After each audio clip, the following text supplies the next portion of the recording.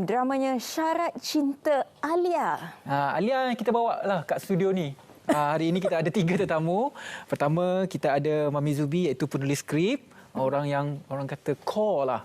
Yang menerbitkan, yang membentuk jalan cerita ini pada hari ini. Kita ada juga Maira Natasha, pelakon kepada drama ini. Dan juga kita ada Atik Azman, juga pelakon kepada drama ini. Muda-muda semuanya. Ya, kita semua muda. Tapi jiwa muda. Saya sedar. Abang saya berada. Tengok mata pun lainnya Ika tau dengan Atik. Mata Dia tak kedut. Tak apa, stem cell tadi ada. Okey, tapi kita nak mulakan dengan Mami terlebih dahulu. Drama yang baru ini Syarat Cinta Alia, mungkin boleh ceritakan sinopsisnya dan bagaimana boleh tercetus drama ini? Cerita dia mengenai seorang remaja. Kita dua remaja lah, kalau tak ada lelaki tak ada perempuan kan. So macam mana seorang budak lelaki ni jatuh cinta dengan seorang budak perempuan yang sangat istimewa. Hanya menggunakan bahasa isyarat sebab dia pekak dan bisu. Pada masa yang sama dia pun cuba nak belajar dalam bahasa isyarat. Tapi pada awalnya tu sukar untuk dia, tapi adik dia lah yang selalu hin-hinkan dia. Kalau nak tahu macam mana nak ambil hati orang ni, kena belajar isyarat. Tapi kita nak tengok dia berjaya ke tidak. Untuk mendapat wanita idaman dia tu, dapat tak dia pikat? Alia tu tak boleh bercakap, bisu. Bisu. Alia tu bisu dan pekak. Tapi Syah ni dia terpikat ketika dia orang secara tak sengaja macam hit each other lah dekat screen. Maira, Alia? Bukan. Saya adik dia. Adik. Adiknya. Saya Tapi macam mengajar abang macam nak bercinta. Okey. kan dia umur tinggi daripada saya. Saya 22, dia 27. Setiap kali kita berganti Dalam drama tu adik ajar abang. betul. Tapi secara realnya Saya kakak dia lah. kakak. Aduh. 5 tahun ya. Okey, sekarang ni hari kita ada Atik dan juga Mira. Maira. Mungkin boleh ceritakan nama watak dalam drama ini dan juga bagaimana sebenarnya perjalanan drama ini. Atik dulu. Atik dulu. Okey, Assalamualaikum. Saya Atik lah. Saya berwatak sebagai Syah. Yang orang dia biasa je sebab dia budak kolej kan. Lepas tu Atik terjumpa si Alia ni dekat stesen LRT. Kan mula terlanggar, ingatkan siapa lah. Lepas tu tiba-tiba lah nak tegur lah, marah lah. Kenapa terlanggar ni, orang nak cepat ni dia boleh pula terlanggar. Lepas tu macam tak bercakap. So Atik rasa macam cakap lah. Kita tak faham. Cakap lah, cakap. Okey. Mungkin dia bisu kot. Lepas tu semenjak dari situ, kita orang pun macam saling menjumpai. Lepas tu Secara kebetulan ataupun secara terancang? terancang sebab semua jalan cerita. Tak, maksudnya beranilah lelaki. Berani lah kan. Gentleman lah tu. Orang jumpa tau. Dengar tu. Okey. Maira? Saya sebagai seorang adik kan, sebab dalam cerita ni kita ada mak bapak dan mak kita ni sakit. Mak kita sakit. Jadi abang saya ni dah nak pergi college, dia dah stres. Lepas tu dengan keluarga dia stres. Jadi sebagai seorang adik takkanlah bercinta pun nak stres ke? Oh my god. Jadi saya ajar dia, abang kena macam ni. Jadi saya menggerakkan cerita. Jadi lepas dia belajar bahasa isyarat tu baru dia jadi macam confident nak pergi chase the girl. Banyak pengalaman ni ya. Watak Maira penting juga dalam drama ni sebab macam ada cakap dia menggerakkan cerita ini ke mana. Itu. Tapi macam mana Maira dapat pengalaman untuk ajak abang bercinta dengan orang bisu? Sebab perempuan tahu apa perempuan nak, betul tak? Yes, sister. Walaupun jauh. Perempuan nak kan. Tapi bila Atik shoot Syarat Cinta Alia ni, Atik dapat jugalah ilmu bila nak bercakap, bila nak bisu. Dapat ilmu jugalah, macam kita time tu shoot ada tukang bahas. So dapat jugalah belajar sikit demi sedikit kan macam mana itu apa ni. Tapi masa sekolah dulu pun Atik dah belajar dah. Bahasa isyarat A, B, C dulu. Mami, siapa bawa watak Alia? Macam mana? Siapa bawa watak Alia dalam drama ni? First of all, untuk watak Alia ni kita ada Bella Dowana. Tapi minta maaf bagi pihak dia sebab dia sangat-sangat tak sihat. Untuk bersama dengan kita last minute dia pun demam. Tapi apa-apa pun dia sangat terbaik pada saya kerana dia mampu pada masa yang sama semua ni belajar bahasa isyarat di location pula tu. Di situlah dia orang belajar, di situlah dia orang mulakan walaupun mereka dah ada latihan sebelum tu. Tapi saya sangat respect dia orang. Selaku penulis skrip, biasanya kalau dekat set jaranglah penulis skrip tu ada di set. Macam mana Mami memastikan bahawa apa yang ditulis itu sampai betul-betul yang Mami nak sampai di kaca TV? Oh, okey. Pada Cabar Mami sebenarnya ni, tu. saya menulis sesuatu skrip, dalam otak saya dah bayangkan siapa pelakon-pelakon dan saya rasa orang ni boleh bawa ke watak ni, orang ni boleh bawa ke watak ni. Jadi saya yakin dan saya percaya Atik boleh bawa cerita ni sebab saya dah tengok dia budak comel tu, macam mana dia bawa watak tu. Dan Budak comel. Okey, Atik yang budak comel. So, apa perbezaan watak kali ni berbanding drama-drama sebelumnya?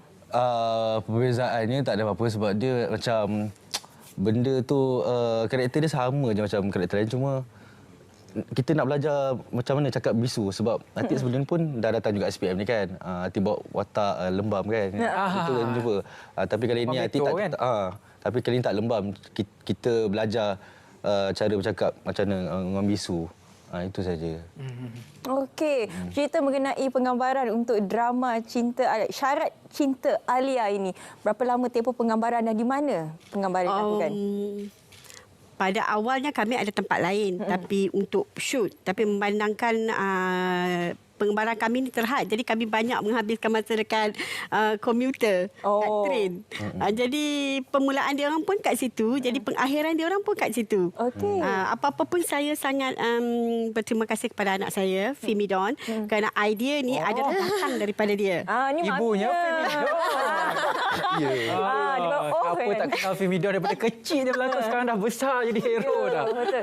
Okey, Maira nak tanya juga antara banyak-banyak babak dalam cerita ini, apa yang paling diingati ataupun mungkin suka untuk dilakukan? Okey, satu scene tu kita dekat meja makan, dia dah stres pasal sekolah, pasal pelajaran. Lepas tu saya kena suap mak saya menangis. Sebab dia pun sakit tenat. Jadi tu kita kena kawal emosi di mana saya kena nasihatkan dia, saya kena kawal emosi dia dan saya kena suap mak saya yang sakit dan mak saya menangis, saya pun menangis. Lepas tu bapak dekat situ sebagai seorang ketua keluarga, dia kena be strong for the family kan. So scene tu sangatlah tension lah orang cakap. Siapa pelakon yang membawakan watak mak dengan abah dalam cerita ni? Untuk Maira.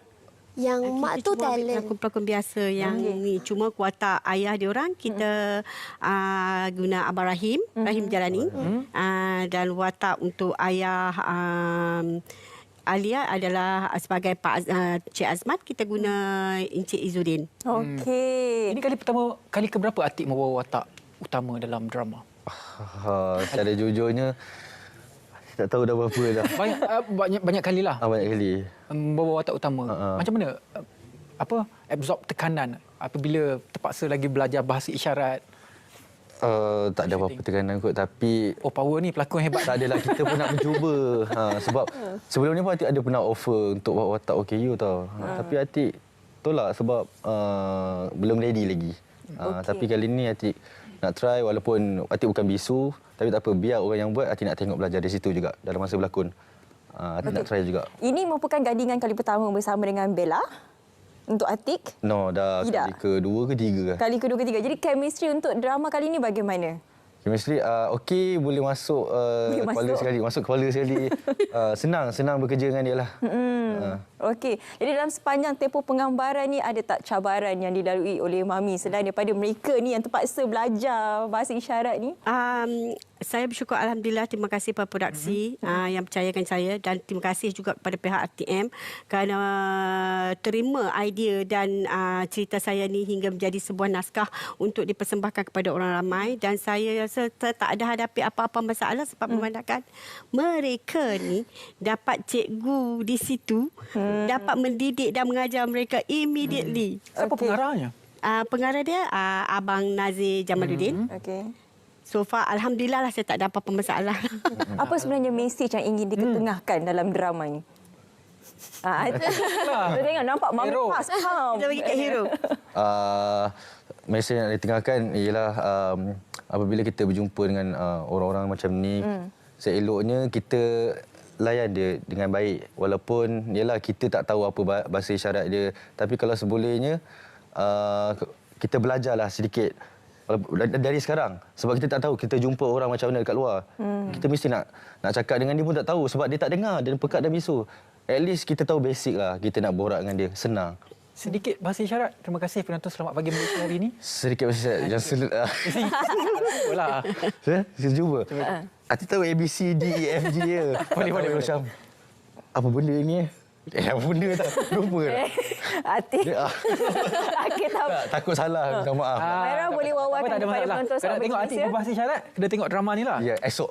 Esok Boleh wawarkan kepada penonton Sobat Pagi Malaysia untuk menonton Isyarat Cinta Alia. Kepada penonton semua, jangan lupa untuk saksikan Isyarat Cinta Alia. Ini satu telemovie yang sangat istimewa di mana kita akan belajar dan kita akan tahu kesukaran dan juga perjalanan seorang wanita yang bisu dan pekak, di mana bahasa isyarat adalah satu bahasa yang perlu kita tahu basic lah supaya kita boleh communicate dengan mereka. Sebab bagi saya simple.